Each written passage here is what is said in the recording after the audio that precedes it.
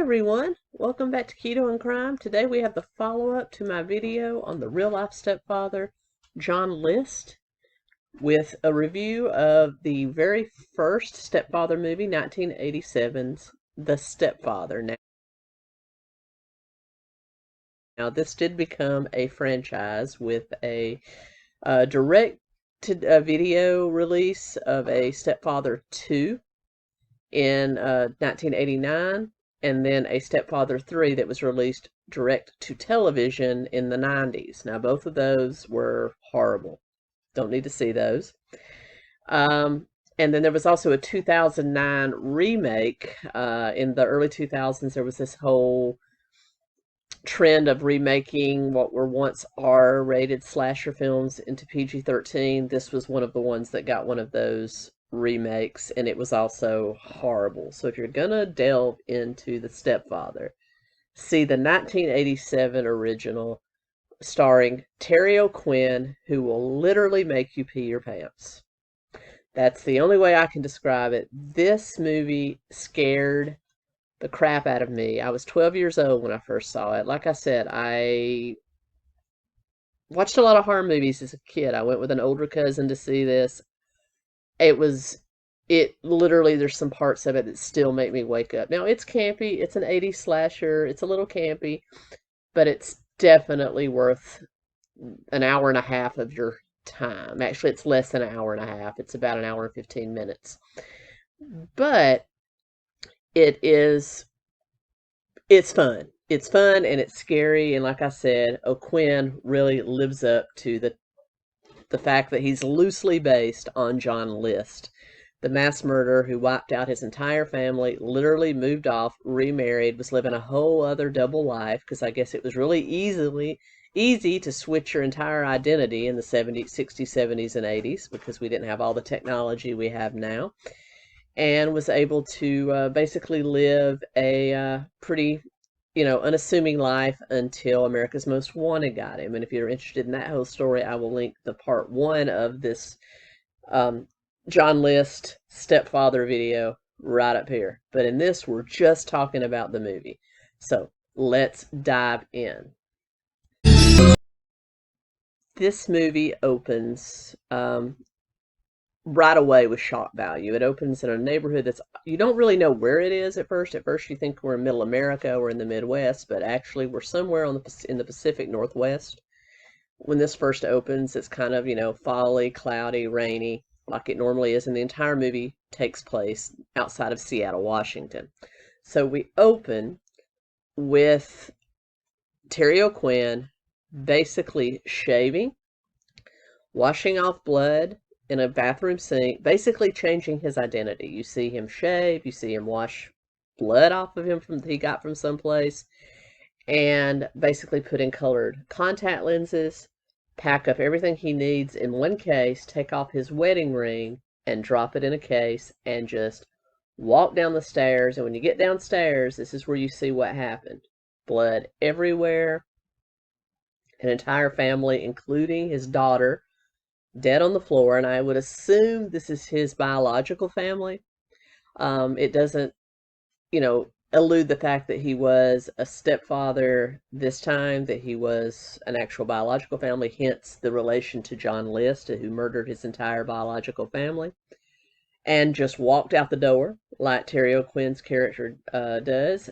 His name in the movie is Henry Morrison, at least in this family. He walks out, leaves his car, walks down the street. We see him get on a ferry boat bound for Seattle, and he throws the case that has everything about his former identity into water. He was planning this for a really, really long time. He didn't just wake up. This wasn't a crime of passion, just like in the John 𝗏𝗏 case, where it was obvious that 𝗏𝗏 was very disappointed in his family, felt that they were on a bad path and they were bringing him down. That's one of the many reasons that people become family annihilators. They're either felt they're held back, they're disappointed in their family, or they feel their family is a disgrace. 𝗏𝗏 was all three, and you get the idea that Henry Morrison in the movie is also the same reasoning.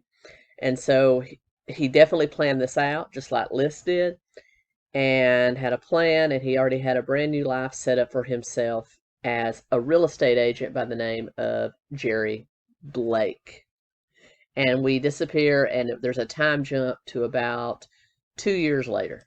We see him living in the suburbs of Seattle, having sold various houses to neighbors, become very, very well liked in the neighborhood. He works for American Eagle Realty, that is thrown out there several times.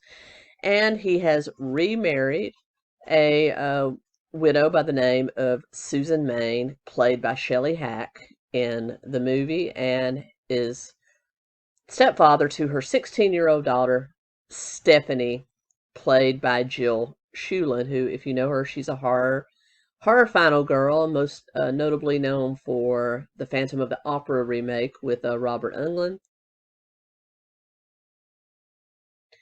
And Stephanie and Jerry don't get along. It opens with her raking leaves in the backyard, talking to her mother, and then they hear Jerry pull up, and she basically pulls some teenage campy angst by taking a whole thing, a whole basket of leaves, dumping it over her head and saying, "Great, Jerry's home." But Jerry shows up with a little dog for her and basically gives her the dog in an attempt to buy her affection. What you're beginning to see is that Jerry Blake's whole reason for living is to be a family man. He wants a perfect family, that perfect vision of a family. He wants happy harmony, and if he doesn't get it, he eliminates what he considers to be the problem, and that is the family. And so we see, because Stephanie is getting into fights at school, she doesn't like Jerry. She misses her father, who we find out has only been dead a year, so he moved very fast in on the single mom. And we also see her feeling a whole lot of disdain whenever she somehow overhears her mother and Jerry being intimate, which that would freak anybody out. Oh my God. So she puts on headphones. You see her kind of disappear into her own world. You see Jerry portraying himself as a nice guy who likes Mr. Ed reruns. And so we kind of move on with what we think is just going to be kind of a slice of life movie about a dysfunctional stepfamily.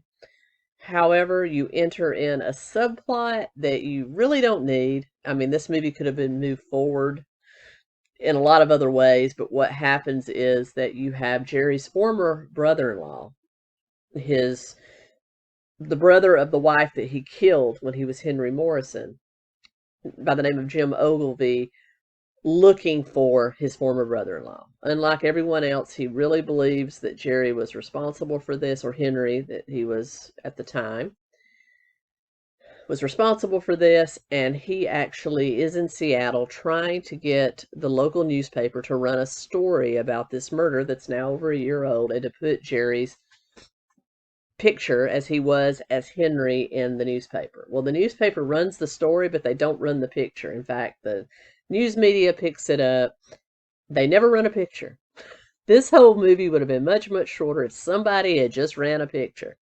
So what you have then is Ogilvy basically going to the cops, going door to door in the neighborhood, asking if anybody knows this man, showing a picture of his former brother-in-law to find out what happened to the people that murdered his family. Meanwhile, Stephanie is asking to go to boarding school because she doesn't want to be around Jerry, and of course Jerry is getting very disappointed over that. He and his wife are starting to argue, so now he sees his whole facade of a perfect family starting to crumble. And he goes into his basement work area and just starts flipping out. And this is where Terry O'Quinn really drives home the crazy in several freakouts. Stephanie actually is down there one day and sees him. She just casually backs out. He tries to tell her, "Oh, I'm just blowing off steam," but it just gets more and more.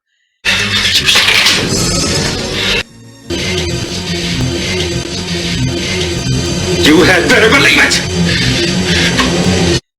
So you start to see him doing the same thing he did with his former family, where he starts to try to build a new life. He starts scoping out houses and homes and jobs in a neighboring city, starts investigating new identities, and starts to kind of break away from his family. So you see history is about to repeat itself. it all comes to a head. Now, the first kill in this movie, if you're looking for a slasher with a lot of kills, this is not it. The first kill takes place like 45 minutes into the movie, unless you count the family that was massacred at the very beginning off screen. When Stephanie's counselor, who believes that her stepfather is the source of a lot of her problems, yeah, I think so there, Duff, pretends to be a man looking for a house and actually makes an appointment with Jerry to see one of the houses that he's showing, and then ends up telling him who he is. Jerry flips out and beats him to death, then puts him into his car, makes it look like an accident by driving the car off into the bushes, having it blow up. So we have that. That's the first kill. And then we eventually get to the point that Jerry has pretty much relocated himself. He's working another job, and he doesn't tell his wife that he quit his current job. She calls his job, finds out that he quit, several months ago, and when he realizes the jig is up, this is when he flips out, forgets, basically asks that terrifying question, who am I here?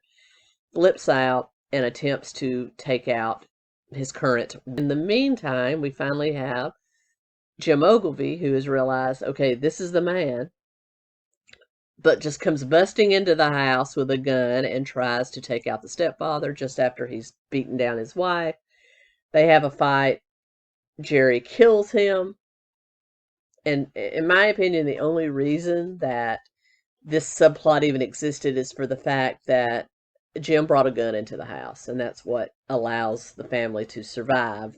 Now, you could have just been gun owners, in my opinion. That was a whole subplot that could have been completely eliminated because Jerry pretty much outed himself to his family, not 𝗲𝐿𝐴𝐼𝐿.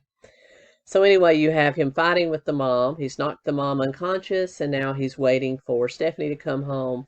Stephanie enters the door right as you think he's about to kill the family dog because he has a knife. He calls the dog over to him, and then you see Stephanie come in. The dog runs to her. She goes immediately upstairs, gets into the shower where we have 22-year-old actress doing, typical 80s nudity shower scene that wasn't really called for, but I'm sure was wanted by the audience. And then we have her come out and kind of see the crazed stepfather there, and they end up struggling. She knocks him down the steps. By this time, mom has woken up, grabs 𝗲𝐿𝐴𝐼𝐿's gun, shoots him in the back. He makes one more lunge for his stepdaughter, who takes the butcher knife that he had, was going to use on her and the dog, and stabs him in the chest, causing him to again fall down the steps, and he's there.